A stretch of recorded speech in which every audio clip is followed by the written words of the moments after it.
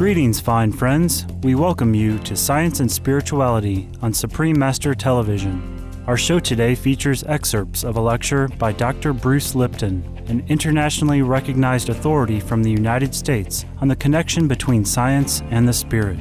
Dr. Lipton is the author of several books, including The Biology of Belief, Unleashing the Power of Consciousness, Matter, and Miracles.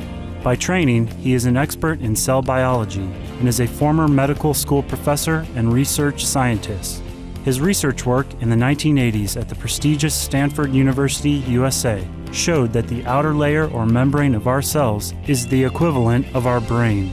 By processing information from the outside environment, the cell's brain can affect changes inside the cell. He has found scientific evidence demonstrating that our beliefs manifest themselves at the level of the cells in our bodies. Dr. Lipton says that by modifying these beliefs, we have the power to fundamentally change our lives for the better. Now we present part one of our program featuring portions from his fascinating talk entitled Nature, Nurture, and the Power of Love, which concerns conscious parenting, or how parents can set the best possible foundation for a child's future. It's your interaction in the environment that selects your gene programs. If you're in a very supporting, nurturing environment, you'll express functions of the system to promote growth. But if you're in a toxic, angry creating environment, an environment that conflicts with your life, you're going to select different programs. Perceptions are also given a survival value. Each perception you see influences your life. And so there's a value when you learn about that perception, you give it a value of whether it's supporting your life or something that threatens your life. And that's very important because ever after that, when you see that perception again, you will automatically say, oh, I remember that threatened me. Or this was a great thing, I love that. And so what is loving or hating or fearing something? These are the values of the perception that you've acquired. You learn these perceptions. This is very important. What are the perception values? Well, basically, at the fundamental level, there are two values to perception. One, perceptions that provide for growth and reproduction. Things in your environment that nourish you, encourage you to thrive in the world, you give them a growth value to them. And you engage in behaviors of growth. Growth is opening up your arms and taking it in. Growth is things that are out there giving you sustenance and supporting your life. But you need other mechanisms of survival besides growth. You have to understand protection. They involve different activities. Growth is encouraging the system to facilitate its own homeostatic balance. Protection, you don't go into protection like, hey, open your arms up. What do you do in protection? You close them down. Interesting. Growth open, protection closed. Same thing, humans and cells. Anything that supports your growth, you will move toward it with open arms. You will go out and get it. And the most important growth factor for a human being is love. Love is what provides harmony to the system. Love is an energy that coordinates and makes the community a whole functioning system. Here, Dr. Lipton analyzes the classic debate of nature versus nurture regarding what kind of personality traits a young one will possess when older. Hundreds of years, nature, nurture, nurture, nature, which is more important? I'll tell you the truth. The answer? Consciousness. Reason? Consciousness can override anything you had in your nurture. Consciousness can even rewrite your genes. In fact, in cancer, that's probably one of the most likely situations involved. The reality is, consciousness is more powerful than either nature or nurture because consciousness can rewrite both of those. And we never talk about it. And the important part is, we never talk about it. It's more important than what we do talk about. Even before a baby is born, he or she will gain information from the parents while still in the womb. Dr. Lipton suggests this information will influence how the baby will perceive and react to this world after birth. The fetus is getting the same signals across the placenta. So as the mother experiences something, the fetus experiences why? Same hormones cross the placenta, affect the embryo. It's not a bad plan. Reason? It's nature's Head Start program. what's going on in the world. Fetus can't see it. So what does the fetus do? Rely on what the mother experiences. And as the mother experiences, the fetus will adopt and adjust its physiology to respond to what she sees. So the parents collectively influence the mother's environment. It's the parents that are shaping the genetics and expression of this child by their perception. Please stay tuned for more from Dr. Bruce Lipton's lecture, Nature, Nurture, and the Power of Love, after these brief messages. You are watching Science and Spirituality on Supreme Master Television.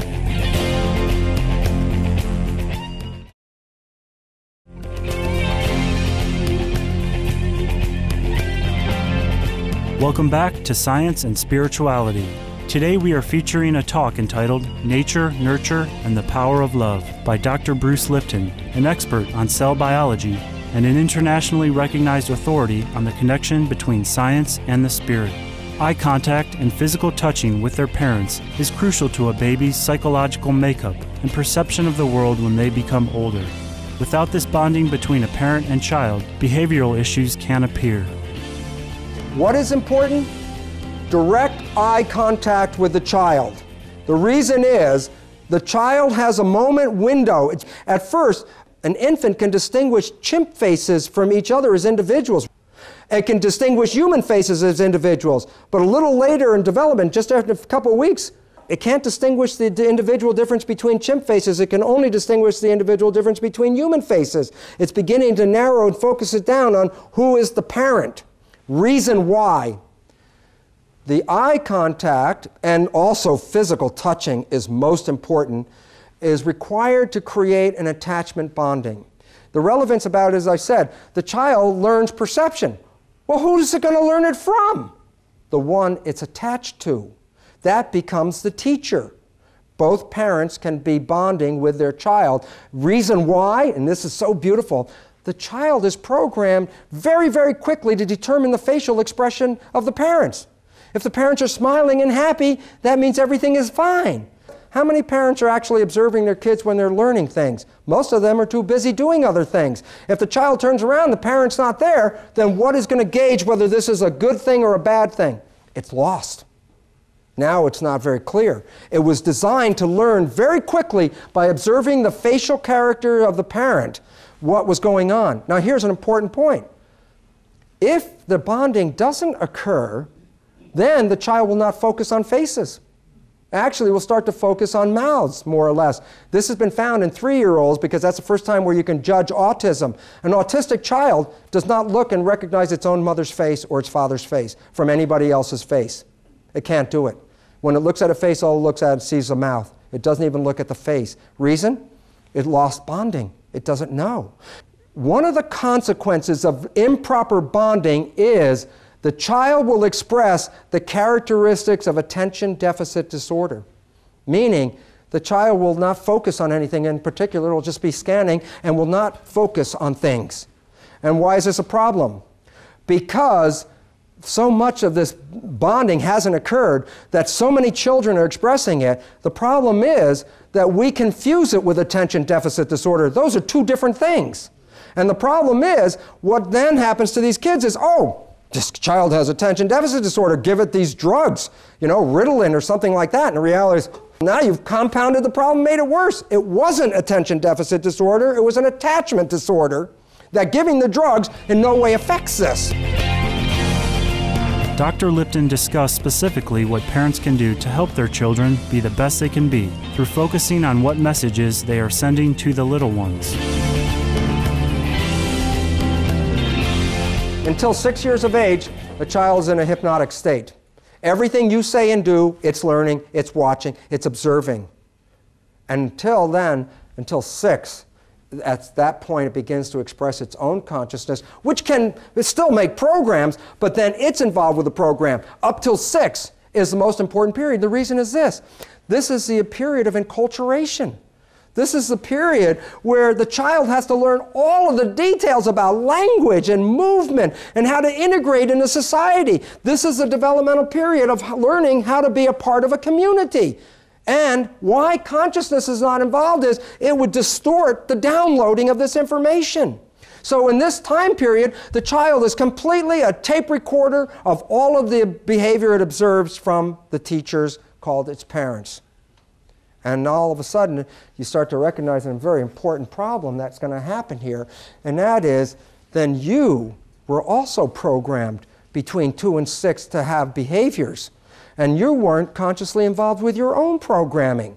And these are fundamental programs. By the time a child is 6, the parents could be gone. The child will still grow up just like the parents were.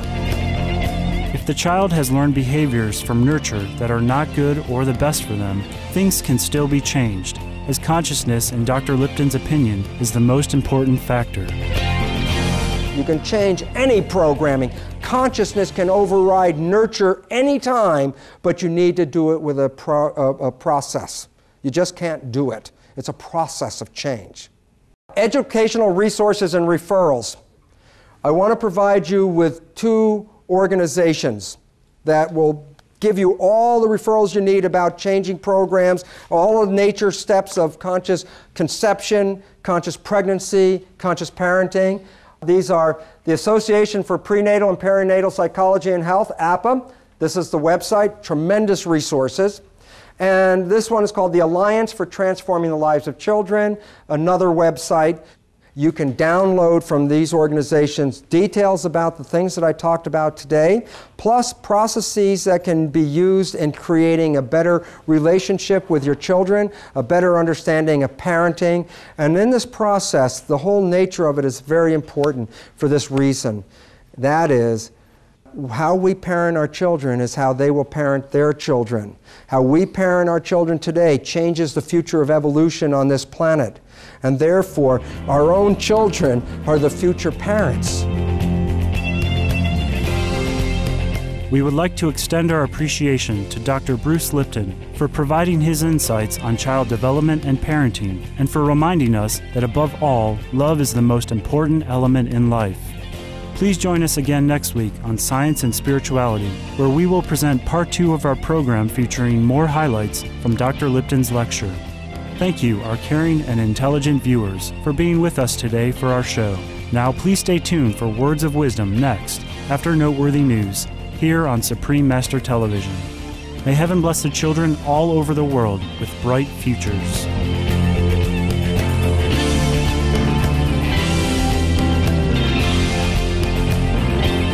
For more details, please visit www.suprememastertv.com/is